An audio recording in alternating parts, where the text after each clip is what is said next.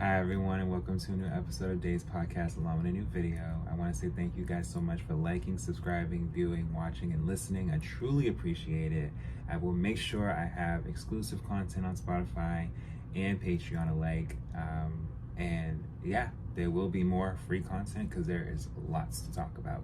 So we are going to talk about Ashanti's fourth studio album, Concrete Rose. So we already talked about her debut, and we also talked about chapter 2. I didn't talk about her Christmas album, similar to Destiny's Child, where they had a Christmas album. I feel like I want to hold those albums to when we're around that time. Like, it's very much hot right now. So, we're going to leave the Christmas albums, even with Mariah Carey, we're going to leave the Christmas albums to be in November, December type stuff. So, we going to hold that. But, yes, let's get into it, guys. So, Concrete Rose is the fourth studio album by Ashanti, released December 14th, 2004, by the Ink Records and Def Jam Recordings. In addition to working with frequent collaborators Irv Gotti, Chink Santana, and Seven Aurelius, Ashanti also enlisted new collaborators, Michael Fleeth, I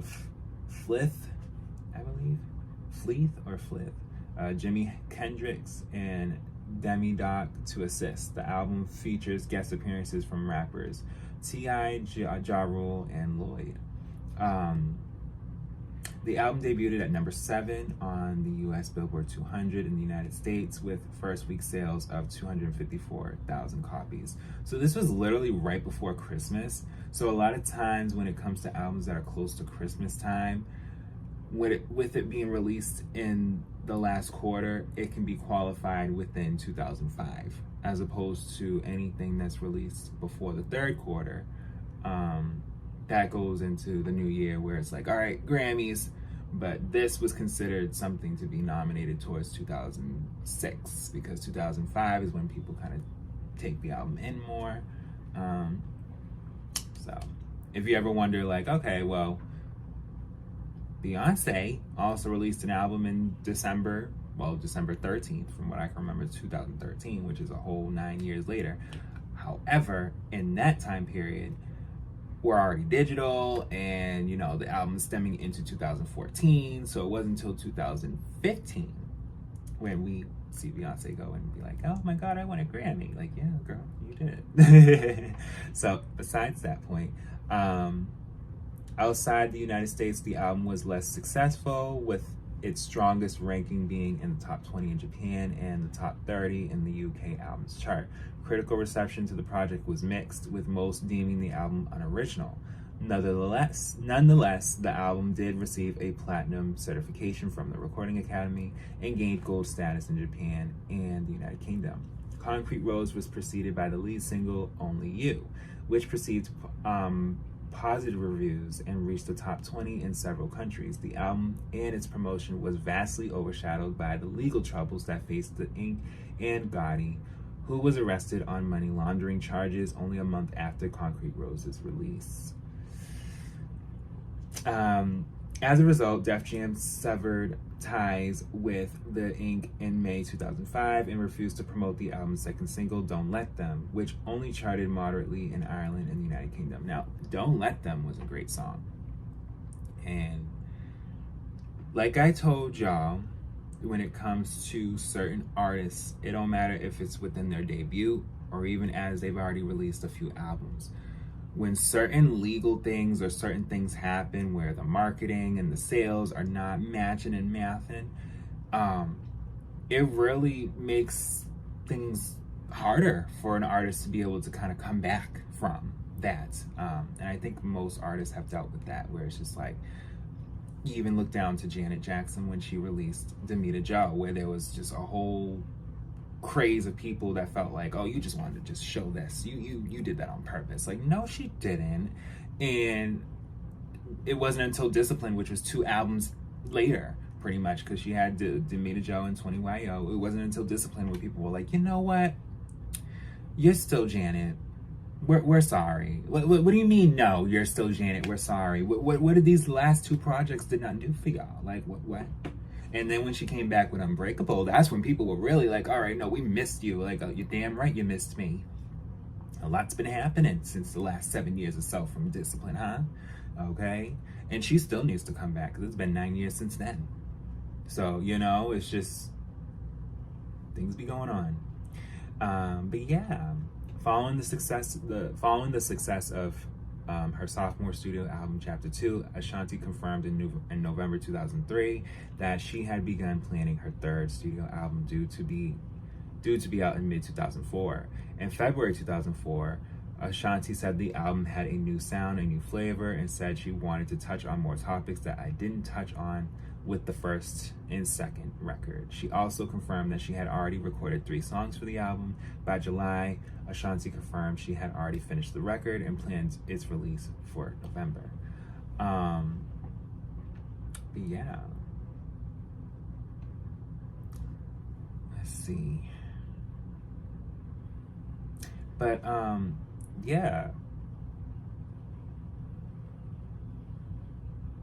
There was a single with Ja Rule called "Turn It Up," which is on the album, which was initially released as the lead single off the album. However, it was downscaled to a buzz single after the Ink decided to release "Only You" as Concrete Rose's lead single instead. The song, released on October 26, 2004, reached the top 10 of several countries, including Ireland, number 4, and Japan and UK, number 2. The song also reached the top 20 in Germany, 12, New Zealand, number 14, Switzerland, 12, and then the United States, number 13. So, Only You was really keeping that album alive in a good way, because there was just so much going on. The album was largely overshadowed, like I said, by legal issues that were happening in January 2003 during recording of Chapter 2. The offices of Murder Inc. was raided during an investigation into Gotti's ties to gangster Kenneth McGriff. In November, Murder Inc. changed its name to The Inc. in an attempt to distance the company from its several controversies. Between November 2004 and January 2005, there was, arrests for money laundering, racketeering, and murder regarding to the killing of rapper E Money Bags. In April 2005, Ashanti chose "Don't Let Them" to be the second single from the album. The single failed to chart in the United States, however, charted moderately well in Ireland, 41, and the United Kingdom, 38. So this is my thing, right? There'll be songs that will be released as singles. We'll have a whole music video, and everyone will be like, okay, we here for it, something sad. But then when you look at the sales, it's like, y'all were here for more or less the video. Y'all weren't here for the song or the sake of it being on the album. And that's what a lot of people, whether they were watching 106 in Park or VH1 Soul when they had it on Comcast. Listen, I'll go back when they had it on the Comcast and you was able to watch music videos play randomly at times throughout the day and the night, overnight, however you was looking. Like, that's how people was really getting to really realize like streaming was coming about, because they didn't always want to just put the headphones on. Sometimes people wanted to visually see something, and that's when people started to realize, okay, well, since people like music videos a little bit more, we gotta have a budget for that. And then we may have to turn albums into video albums, because nowadays people want to just watch us. They don't want to just listen now. They see too much now, and they want to see more. Okay. But yep, they had mixed reviews. Someone from AllMusic found that disregarding the ill-suited standards, an Ashanti album is always good for a handful of strong singles, as Concrete Rose helps indicate it's no better or worse than her 2002 debut or 2003's Chapter 2, with the standout singles, decent album cuts, and filler fluff provided in equal doses. And did I mention that Ashanti writes?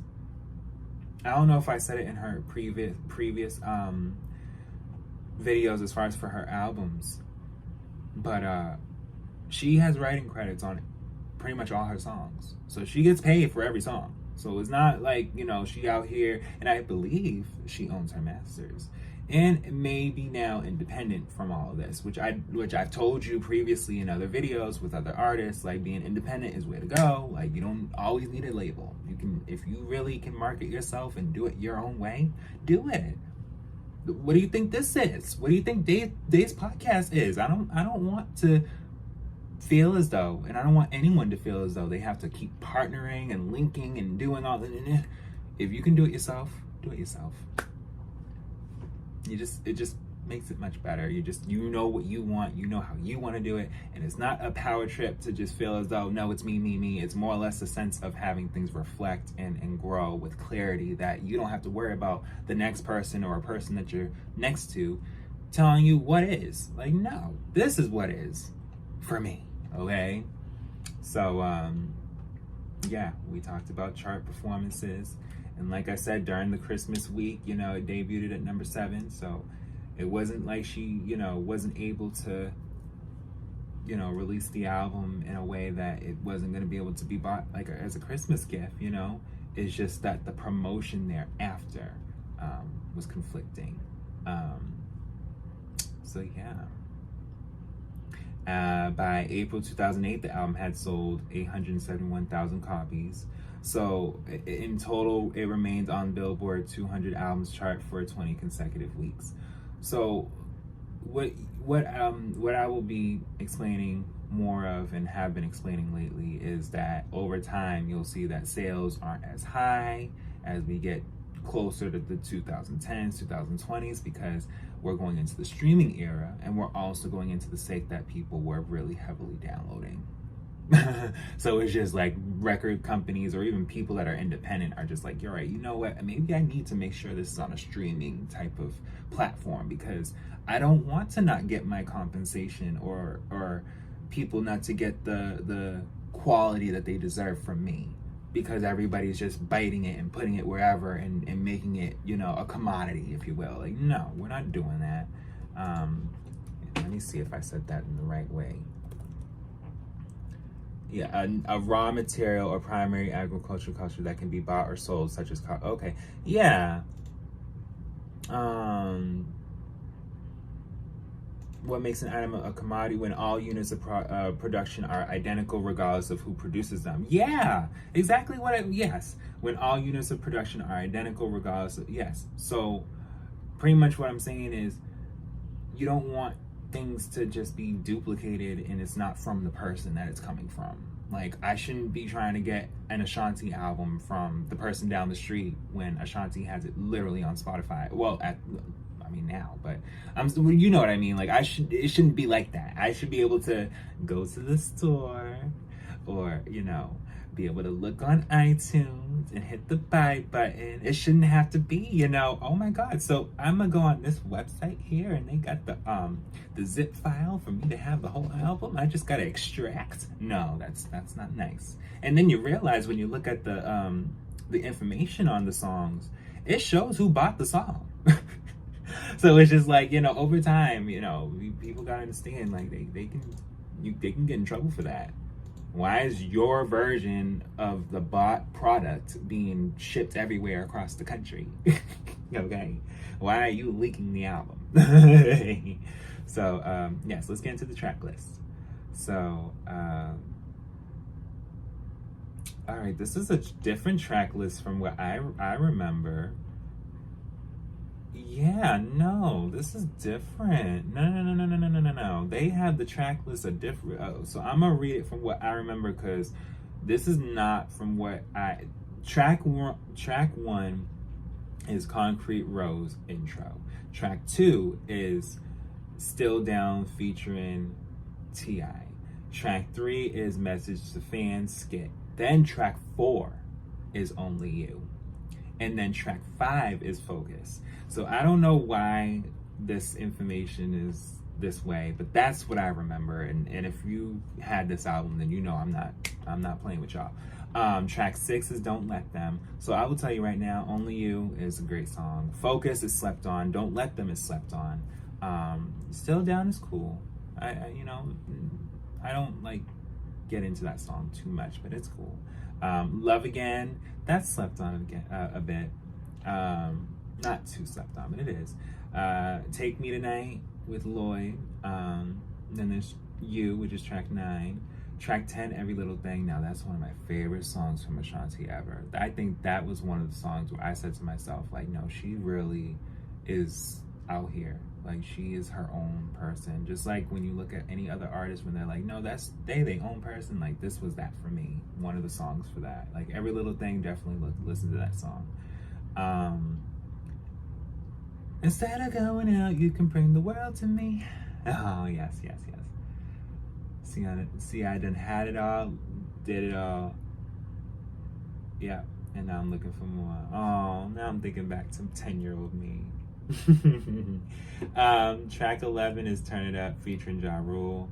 Track 12 is Buck 3000. Track 13 is So Hot. Track 14 is Don't Leave Me Alone featuring Seven Aurelius. Track 15 is Sister Stories. So track 14,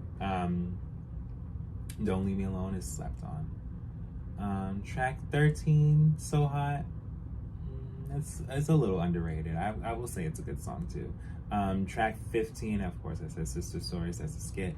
Track 16, Freedom. Now Freedom, that is slept on too. It was a standing ovation for her to just let people know, like, I'm me, okay? And then there's Wonderful, which is a remix featuring Ja Rule and R. Kelly. And at the time, I gotta say, there was more or less a sense of just wanting to collaborate. It wasn't even like people were looking too much deep into what other people were doing outside of the music, but over time it was like, okay, yeah, we can't really promote this, okay? So yeah, the bonus track for the United Kingdom along with Japan was Touch My Body, but Japan also had Spend the Night, which is 18 and 19 respectfully. But yeah, guys, get into the album, listen to it, stream it, buy it. It's still a great album. It definitely came out 20 years ago by December, so you know it's going to be coming into its 20th anniversary. I'm not sure if she's going to do like a 20th anniversary or 25th anniversary, but she definitely can do something with it if she wants to, because you know she about to be a mom, okay? You know, things have changed now in the last 20 years since then, you know? She left her some Nelly. But yeah, guys, that's the end of my video and episode, and I thank you guys for definitely listening and watching, and I'll be back with more.